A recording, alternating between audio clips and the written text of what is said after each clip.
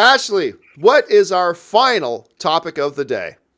Final one up is from Chris Snyder. As we all know, Marvel hasn't officially announced any titles past Far From Home. My question is, do you think Marvel will host another announcement panel like they did back in 2014? I thought that was really cool how they did that, and I hope that's how they start announcing each phase from now on.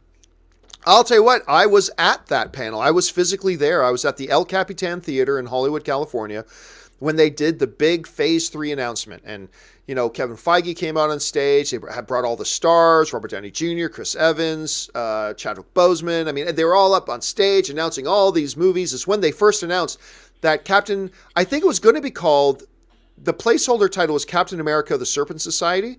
I think that was it. And then that's when they revealed, guys, it's not Serpent Society. And they brought the title Captain America, Civil War, and everybody lost their freaking minds. It was a great event. It was a wonderful event, and it was its own Comic-Con brought into just one little session. It was great. Kevin Feige has said that they are not going to make any announcements as it pertains to the MCU and where the MCU is going until Far From Home is done and completed and in theaters. So we know we're not going to get any big announcements until then. Now, I believe Far From Home comes out in July. I think early July, July 5th, I think is when it comes out. So it's anytime after that. Now, not coincidentally, Comic-Con is only a couple of weeks after the release of Spider-Man Far From Home. Could Kevin Feige use Comic-Con as a platform to make, and just let's be honest, completely own Comic-Con? If at Comic-Con Kevin Feige decides to get up there and make an announcement about all the Phase 4 plans or all the plans that come after Far From Home, that would do it. But Rob, I'm contending that he's not going to do that. I don't think he's going to do that. And I'll tell you why. Because in August, just a month later, there's this little event that Disney puts on called D23. That Disney has been developing and working and cultivating and building for a number of years now. Disney wants this D23 thing to be a Comic-Con replacement, where they drop all the big news about Star Wars, about Pixar, about Marvel, about, whatever. Now X-Men and whatever. It's D23. That's in August. Now, well, I still believe it is possible they could make a big splash at Comic-Con. Considering D23 is just a week or a month after, considering how much they've been trying to put into D23, I really suspect, although I wish they would do it at Comic-Con, to me, though, it seems like a pretty much no-brainer that they're going to do it at D23. That's what I think at any rate. Rob, how's Kevin Feige going to handle this? Will he announce it at Comic-Con? Will he announce it at D23? Will he wait even longer after that to make any announcements? How do you think they're going to approach this? Well, I agree with everything you just said about D23, but here's what I would say. This is the year that Stan Lee passed away. And Comic-Con is, in fact, Stan Lee built Comic-Con. His spirit, his essence is part of Comic-Con. And of course, what Marvel has done with their logo in front of Captain Marvel, I'm sure that so great. They're going to keep that in front of probably Endgame and Spider-Man Far From Home. I would say that any other year you're correct, but I think this year there is so much buzz in the fan community, so much anticipation about what Marvel is going to do. They're going to be coming off of 3 movies, probably Captain Marvel, Endgame, and Far From Home. Far From Home will probably have hit $1 billion by the time Comic-Con rolls around. That'll be $4 billion theatrically. The MCU itself has taken in. I think it's too big to be contained at just D23. That's not saying that we might see yet another announcement at D23, but I think, like you said, Marvel was not at Comic-Con last year. I think that they are going to come in. Kevin Feige, ending the Infinity Saga, is probably going to roll up with a Brinks truck, and he's just going to sit on stage counting $100 bills, and then he might look up at some camera and point, and they'll show something and say, Fantastic Four or whatever. But it's like when Tom Hiddleston came in full Loki garb, and they announced the title Avengers: Age of Ultron, and I lost my mind. I mean, it was the greatest Hall H presentation I'd ever seen.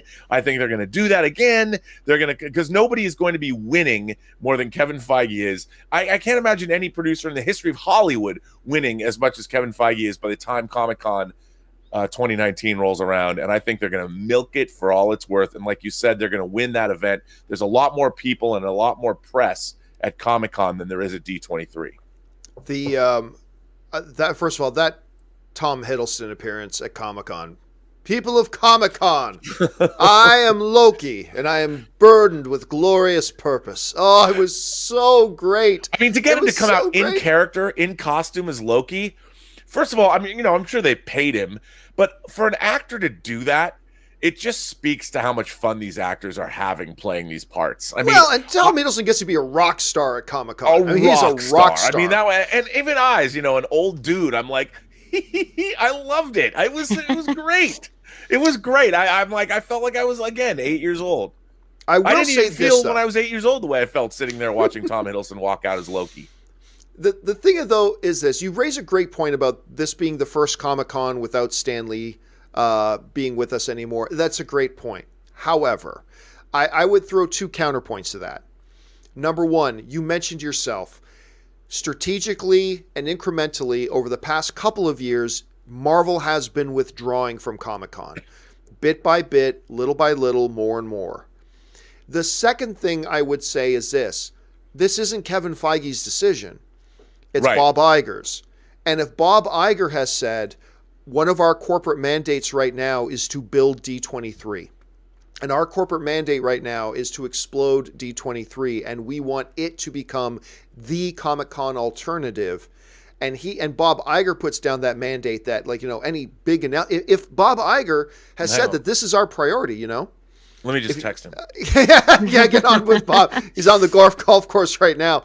But if that's his priority, and that's their corporate priority right now, then that's a great sentimental thing about Stan Lee's passing. Absolutely. It's a great sentimental thing and all that kind of stuff. But the corporate mandate has been, we need to build D23. And you are basically throwing away your biggest pop, your absolute 100% biggest pop. You're going to throw it away and let it happen at Comic-Con when you're trying to build your thing to be as big as or bigger than Comic-Con. I don't know. Like, what you say makes a lot of sense, but... I mean, I think this one time, it is the end of the Infinity Saga, as they're calling it now, and the beginning of a new era. And that doesn't mean that Marvel can't do some new stuff at D23, but D23 right now does not have the global reach that Comic-Con does. And I think, And this is how you fix that, though. If you're Bob Iger thinking, this is how we fix it, by we make Phase 4 announcement at D23. Yeah, but their marketing dollars, can you imagine the splash? It's going to be headlines all across the planet. Every website in the world is going to be talking about it. But let's be honest. Kevin Feige can go into the McDonald's on Burbank Boulevard today, sit down with one journalist and say, while he's chewing on his Big Mac and McNuggets, so here's what I'm doing for Phase 4. In 5 minutes, that is going to be global news. That is going to be everywhere in 5 minutes. Showmanship. It's coming off of an unprecedented 3-film run where they've made oodles and oodles of money. They've got such goodwill. And I don't think ever in the history of Hollywood has anyone anticipated an announcement more than Kevin Feige's announcement about what's going to happen with Fantastic Phase 4. And it's not going to be Fantastic Phase 4. Anyway, there's so many possibilities. And one of the other possibilities we're overlooking here, Rob, is the possibility that Kevin Feige does go to Comic-Con and drops one or two pieces of information and then goes to D23 and drops the rest there. So, there is also the option. It may not be an either or. It could be a both and scenario. It could be a little bit of both and, but yeah, we'll find out. We will find out soon enough. All right, guys, I want to know what you guys think. Is Kevin Feige going to make a big future of the Marvel Universe announcement at Comic-Con? Or are they going to save it for D23? Or is there another option? Is there something else he may do? Maybe my McDonald's on Burbank Boulevard is an idea that might catch his fancy. We'll have to wait and find out.